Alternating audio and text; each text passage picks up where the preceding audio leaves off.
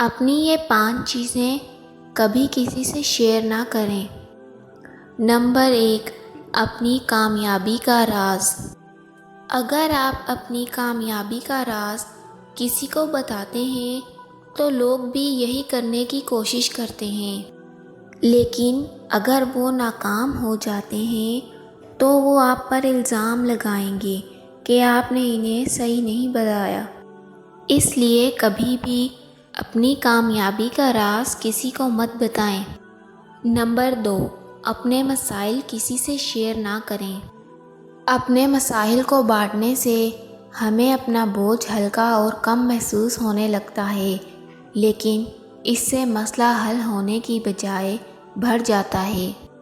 در حقیقت 70% لوگ آپ کے مسائل سن کر خوش ہوتے ہیں اور 10% واقعی پرواہ کرتے ہیں۔ اس لیے کسی کو اپنے مسائل بتانے سے پہلے 100 بار سوچ لیں۔ نمبر 3، اپنے خواب کسی سے شیئر نہ کریں۔ اگر آپ نے اپنی زندگی میں اپنے اہداف اور خواب پہلے سے ہی طے کر لیے ہیں تو سب سے بہتر یہ ہے کہ آپ اسے اپنے تک ہی محدود رکھیں، کیونکہ ان کو شیئر کرنے سے آپ کے نقطہ نظر اور آپ کے مقصد پر اثر پڑ سکتا ہے اور آپ اس پر الجھ سکتے ہیں۔ ہمیشہ یاد رکھیں، ہم دوسروں سے ایک جیسا مشورہ یا رائے حاصل نہیں کر سکتے، کیونکہ ہر آدمی کا نقطہ نظر ایک دوسرے سے مختلف ہوتا ہے۔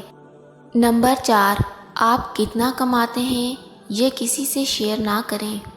آپ کی آمدنی یقینی طور پر ایسی چیز ہے جس سے دوسروں کو واقف نہیں ہونا چاہیے۔